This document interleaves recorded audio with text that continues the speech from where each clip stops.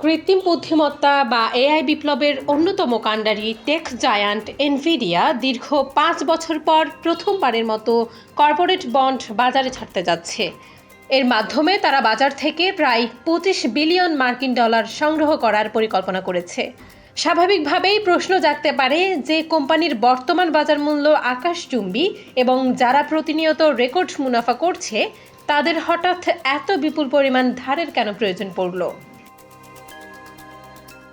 সহজ ভাষায় বন্ড হলো এক ধরনের ঋণপত্র।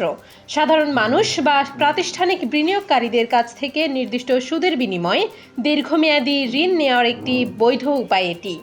এনভিডিয়ার মতো ট্রিলিয়ন ডলারের কোম্পানির জন্য ব্যাংক থেকে লোন নেয়ার চেয়ে বন্ড ইস্যু করে তহবিল সংগ্রহ করা অনেক বেশি সাশ্রয়ী এবং সুবিধাজনক।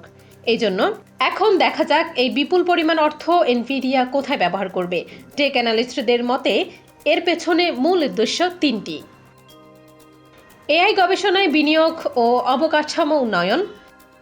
এআই চিপের বাজারে এনভিডিয়ার একচেটিয়া আধিপত্য ধরে রাখতে প্রতিনিয়ত নতুন প্রযুক্তি নিয়ে আসতে হচ্ছে। বন্ডের এই টাকা তারা পরবর্তী প্রজন্মের এআই চিপ যেমন ব্ল্যাকওয়েল আর্কিটেকচার গবেষণা, ডেটা সেন্টার স্থাপন এবং উৎপাদন সক্ষমতা বাড়াতে খরচ করবে। Share buyback. অনেক সময় কোম্পানিগুলো নিজেদের শেয়ার বাজার থেকেই নিজেই কিনে নেয়।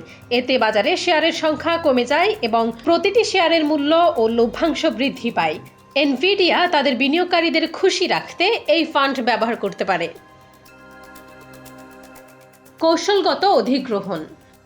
এআই ও সেমিকন্ডাক্টর খাতের ছোট কিন্তু সম্ভাবনাময় স্টার্টআপ বা প্রযুক্তি প্রতিষ্ঠানগুলোকে কিনে নিয়ে নিজেদের ক্ষমতা আরও বাড়াতে চায় এনভিডিয়া। বিগত 5 বছর কোম্পানিটি বন্ড মার্কেটে না গেলেও বর্তমান বিশ্ববাজারে এআই এর যে জোয়ার চলছে তার সর্বোচ্চ সুবিধা নিতেই এই মাস্টার স্ট্রোক। বিনিয়োগকারীদের জন্য এটি একটি দারুণ সুযোগ, কারণ এনভিডিয়ার মতো শক্তিশালী ও লাভজনক কোম্পানিতে বিনিয়োগ করা অত্যন্ত নিরাপদ বলে মনে করা হয়। ওয়াল স্ট্রিটের মতে এই বন্ড সেলের মাধ্যমে এনভিডিয়া টেক দুনিয়ায় নিজেদের অবস্থানকে আরও কয়েক বছর এগিয়ে নিয়ে গেল। তানজিনা নূর, আমেরিকা বাংলা।